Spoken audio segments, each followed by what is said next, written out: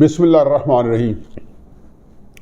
नाज़रीन, मैं वीलॉग एक ही मकसद के लिए करता हूँ कि हो सकता है कि कोई शायद मैं कोई कंट्रीब्यूट कर जाऊँ और जो मेरा फ़िक्र फाका है वो अल्लाह करे कि नताइज जो मैं उससे अख़ज़ करता हूँ उससे बरक्स निकलें, वगरना वतन अज़ीज़ जहाँ तक पहुँच चुका और जिधर जाने को है, मेरे अपने जायचे के मुताबिक, मेरी अपनी महदूद अक़ल के मुताबिक तो हालात इंतहाई गंभीर हैं।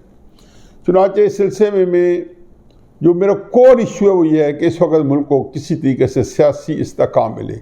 आप देखते हैं कि मेरे वीलॉग जो हैं उनमें सिर्फ यही होती है कि चीज़ों की निशानदेही करना और लगे हाथों जहाँ जहाँ से मुमकिन है कि कोई बंदा इस काम में दर में सुखने कोई कंट्रीब्यूट कर सके, और या वो लोग जिनके पास अल्लाह ने ये इस दर्जे को कुव्वत दी है, या वो लोग जो कि इस दर्जे की कुव्वत या गिरदोनवा में रहते हैं यानी कि सियासतदान, तो वो इसको अपना ओढ़ना बिछोना बनाए कि एक ही मकसद के ऊपर अगर यकसुई आ जाए कि हमने इस मुल्क में एक सियासी इस्तेहकाम लाना है, और सियासी इस्तेहकाम का मतलब है कि एक मुस्तहकम निज़ाम देना है। और मुस्तहकम निज़ाम का मतलब ये है कि हमारे पास जो 1973 का आईन है इसके ऊपर इससे मावरा कोई चीज़ नहीं हो सकती, और रियासत पाकिस्तान उनके सारे इदारे जो है उसके ताबे होंगे। हर एक की जजा सज़ा उस आइन के अंदर जो कुछ दर्ज है उसके मुताबिक होगी, और इसके अलावा किसी को अगर आप कोई ताकत दे दें तो उसको ये इजाज़त नहीं होनी चाहिए कि वो आइन से खिलवाड़ करे और फिर एक अपनी सोच जिसको वो चाहे वो मैं कहता हूँ कि कुरान मजीद से भी लाया हो उसको इस तरीके से नाफिज करने का बिल्कुल कोई इजाज़त नहीं है। ऐसे ही है कि जैसे आप मस्जिद को किसी की दूसरी की ज़मीन में जाके बनाना शुरू कर दें कि मैं कोई नेक काम कर रहा हूँ, तो चुनाचे सारे नेक काम जो हैं जो किसी ने करने हैं वो आइन जो है उसके ताबे होकर करने हैं, और आइन जो है आपकी हदूद को यूँ मुतय्यन कर चुका है। ये बात मैंने इसलिए छेड़ी है कि इस वक्त पाकिस्तान के अंदर दोबारा से एक अजीब वजीब कशमकश चल रही है। पीडीएम की मूवमेंट्स थी, जब शुरू हुई तो एक तस्वर उभरा था कि अब पीडीएम के अंदर कम से कम जो जमातें हैं वो आइन के लिए एक मेहनत करेंगी और आइन को वाक़ कराने के लिए या जो मूवमेंट होगी उसके मुताबिक होगी। ज़ाहिर है कि आइन को वाक़ कराना मुमकिन नहीं है कि मुकाबला जिनके साथ है वो बहुत ताकतवर लोग हैं, उनके पास 6-7-8 लाख मुसल्लह लोग हैं जिनको अपनी ज़रूरत के मुताबिक इस्तेमाल किया जा सकता है, उनके पास तोपे हैं, टैंक्स हैं, उनके पास बल्कि जो कोई किसी और फोर्स के पास है वो भी उनके पास है। तो चुनाचे आप इस तरीके नहीं कर सकते, आपके पास ताकत है अवाम की। चुनाचे जब आपने अवाम को कॉल दी तो यकीन आने कि मुल्क की मेजॉरिटी जो है वो जो ज़हनी तौर पे इस बयानी के साथ के वोट को इज़्ज़त दो से यकसुई हो चुकी थी। हालांकि इसकी तजलील जो है, इसका जो बिट्रेल जो है वो सियासतदानों से खुद भी होता रहा है, वगरना एक्सटेंशन के ऊपर तेरी सरकार में पहुंचे तो सब एक ही हुए। देखें कि आईन पाकिस्तान भी ऐसी जो है कॉन्सेंसस नहीं था, इस तरह का एका नहीं था जिस तरीके से आके आपने एक्सटेंशन के ऊपर असम्बली में जिस तरीके से किया कि सारे के सारे लोग, तो चला जाए फैसल वाडा बूट लेके आया, तो मेरा ख्याल है कि एक एंगल से उसके बूट की ये जरूर तारीफ करनी चाहिए कि हकीकत यही थी कि बूट था जिसकी वजह से, और बूट के अंदर जो ताकत जिसका मैंने अभी जिक्र किया वो सारी अंदर दर्ज थी। चुनाचे ये वो वाक़यात हैं कि इन्होंने किए, ये पीडीएम के अंदर जो पार्टी थी इन्होंने किए। तो इसके बाद जब पीडीएम ने ये पिछले साल 7-8 महीने पहले जब मूवमेंट शुरू किया अक्टूबर के अंदर से, तो एक उम्मीद बन गई थी कि शायद इस दफ़ा अजाला हो और आइन के ऊपर एक जद्दोजहद की जाए। इसमें मान लिया कि जी कभी इम्कान हो कि जी नाकाम होगी ये मूवमेंट, लेकिन मैं हकीकत आपको बताऊं कि कोई सियासी मूवमेंट इस तरीके से चले और उसूलों पे चले वो नाकाम भी हो जाए तो वो ज़रूर एक उससे बड़ी तहरीक को जन्म दे के जाती है और वो अपने मकसद पे कामयाब हो जाती है। लेकिन क्या किया जाए कि पीडीएम की मूवमेंट शुरू होते ही अंदर से बदगुमानियाँ शुरू हो गई। नाकाम तहरीकों की, नाकाम जंगों की तारीख ही यही है कि अपने अंदर से आपको एक साजिशें शुरू हो जाती हैं या उसके अंदर से ही उसके बयानिए के को जो है ज़ोफ़ पहुँचाया जाता है। चुनांचे अंदर से शुरू हो गया। और ये हमेशा से मुस्लिम नून को ही ले लें तो उसके अंदर भी एक दो बयानिए चल रहे थे। एक शहबाज शरीफ साहब का बयानिया था जो मुफाहमती था। नवाज शरीफ साहब ने खम ठोक के कहा कि हम तो सिर्फ आइन के ऊपर हैं, और ये भी कहा कि इमरान खान से झगड़ा है ही नहीं, इसके लाने वालों से झगड़ा है, और नाम भी ले लिए। एक उम्मीद भी बन गई। फजल रहमान साहब के भी साथी जब उनको छोड़ गए और इसी तरह बिल्कुल इसी पैटर्न के ऊपर कि जी हम टकराव नहीं चाहते, फजल रहमान साहब भी डट गए और उन्होंने भी उसको अपना लिया।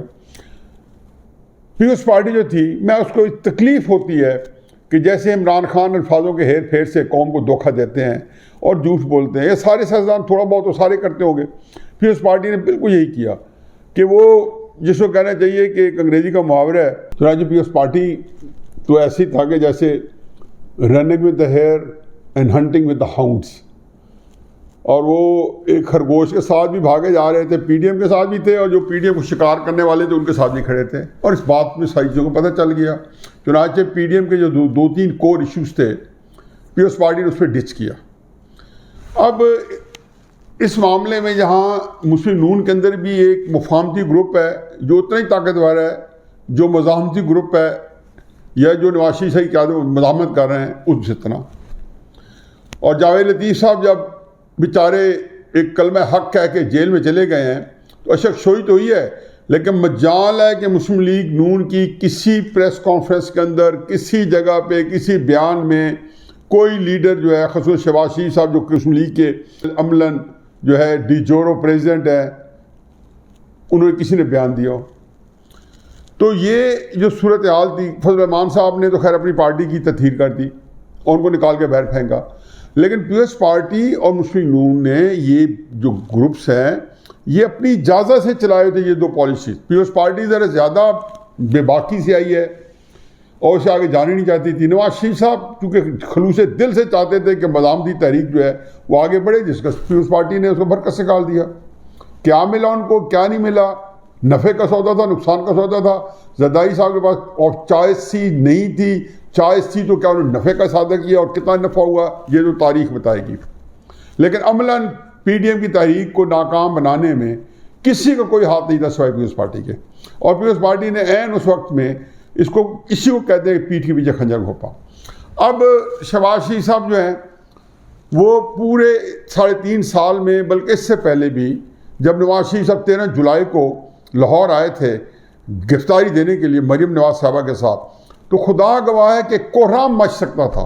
सवाल ही पैदा नहीं होता कि 25 जुलाई का इलेक्शन हो सकता है। मैं शर्त यह कहता हूं कि अगर शहबाज शरीफ साहब भाटी गेट पे पहुंचने वाले बंदों को अपनी क़यादत में एयरपोर्ट लेके जाते, होना कुछ नहीं था, रास्ते में रुक जाना था, आंसू गैस चलनी थी, लेकिन चलो। और ये मेरी उनसे बड़ी तफसील से शहबाज शरीफ साहब से बात हुई थी 17 या 18 जुलाई को, और मैंने बताया था जी हमने बहुत मैसअप किया है और मुझे यकीन जानो कि नवाज शरीफ साहब और मरीम नवाज साहबा की अजीम शान जो एक मूव थी, एक आलीशान किस्म की जो उनका एक सियासी पॉलिटिकल स्ट्रेटजी थी, वो डक हो गई और उससे कोई खाता खर्चा नहीं मिले। शहबाज शरीफ साहब शायद ये इस डर में थे कि कहीं पाकिस्तान मास्टर आना लग जाए, ये अपने खौफ है। लेकिन जो सियासत होती है उसके अंदर खौफ वाला दिल जो होता है वो नहीं होता, उसके अंदर तो एक शेर वाला दिल होता है, क्योंकि सियासत के अंदर पहली चीज़ होनी चाहिए कि वो आप निडर हो, फहम फरासत, और उसके बाद अक्ल दानिश और तालीम उसके बाद आती है। पहली चीज़ है कि बंदा दलेर हो। जो दलेर नहीं है वो कूचे सियासत बाहर रहना चाहिए, कोई मैनेजर नहीं बनाने। खैर नहीं। तो चुनाचे अब सूरत हाल ये बनी है कि शहबाज शरीफ साहब जो है दोबारा से एक्टिव हैं, और पिछले 3.5-4 साल भी मरीम नवाज साहबा 2 दफ़ा खामोश रही। नवाज शरीफ साहब 8 हफ्ते के लिए जेल से बाहर आए, और इस सारी सूरत हाल में शहबाज शरीफ साहब यकीनन ये उन्हीं का नैरेटिव था जिसके पीछे ये करने के काम करने पड़े।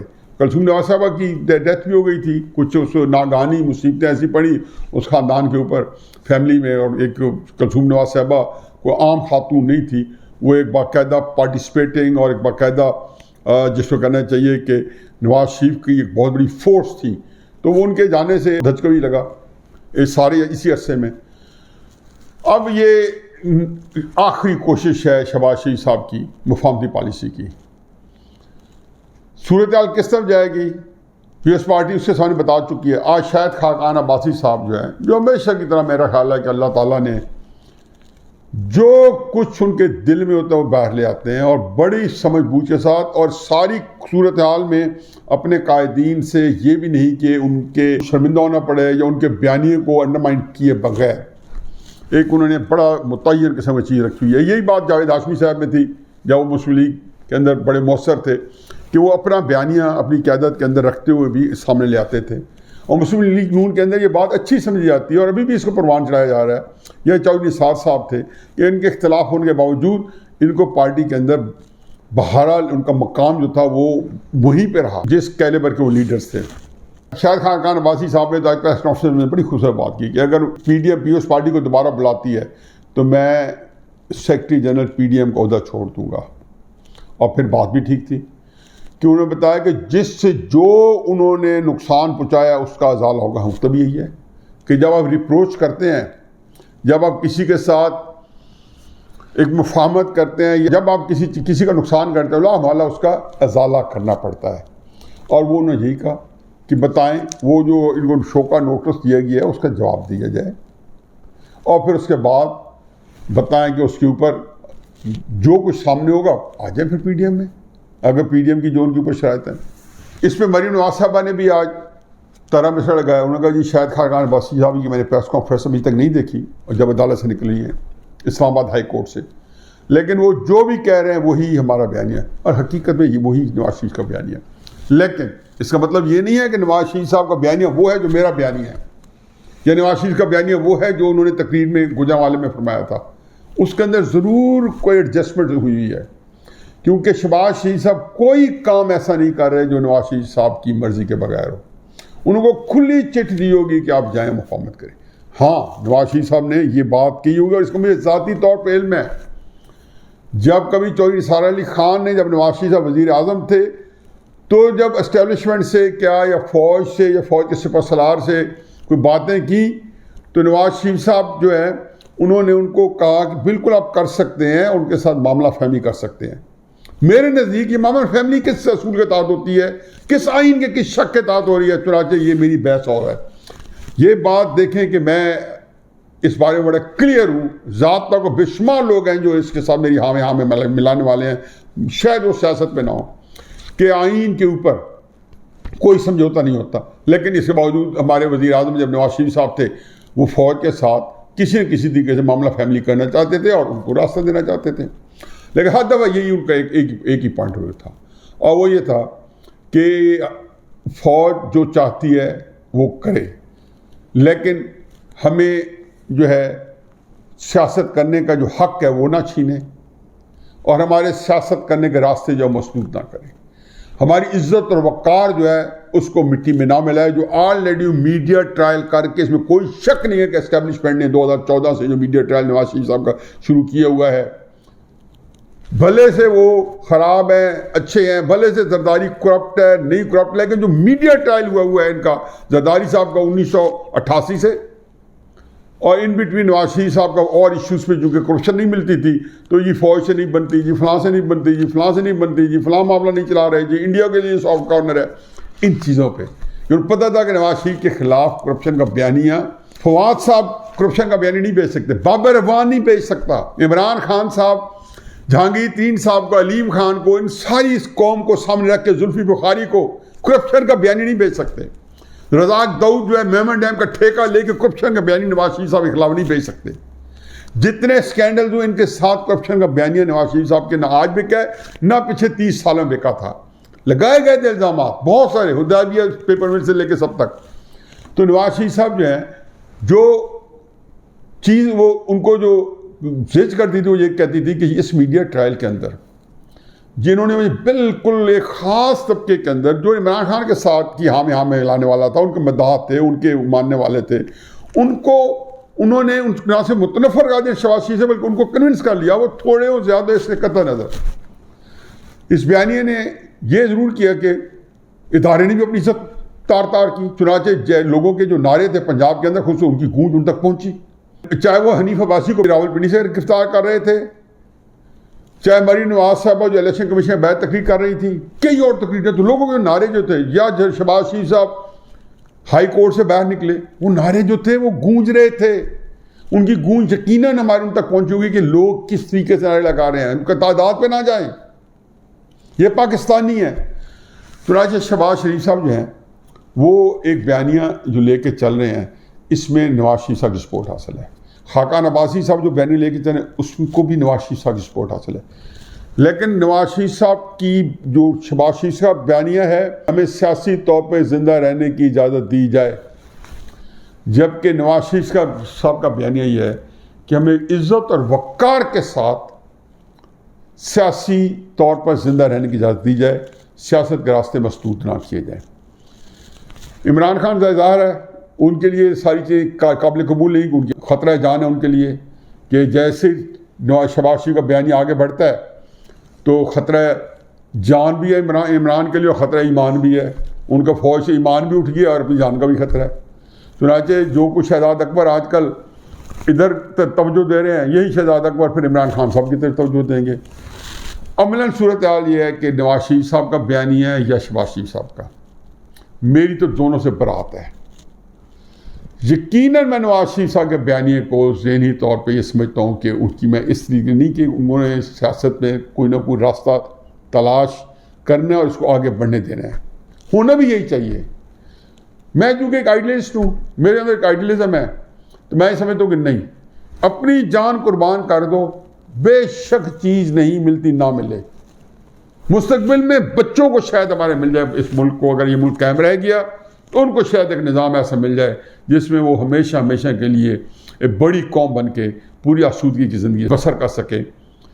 चुनाचे जो भी रिज़ल्ट निकलेगा अल्लाह बेहतर करे, और देखते हैं कि किसका बयानिया जो है वो अमलन जो है वो उसको पजीराई मिलती है, नवाज शरीफ साहब के बयानिए को या शहबाज शरीफ साहब और पीपल्स पार्टी के बयानिए को। आने वाले दिन ये सब कुछ अफशा कर जाएंगे। हमा अलैना इल्लल बलाग।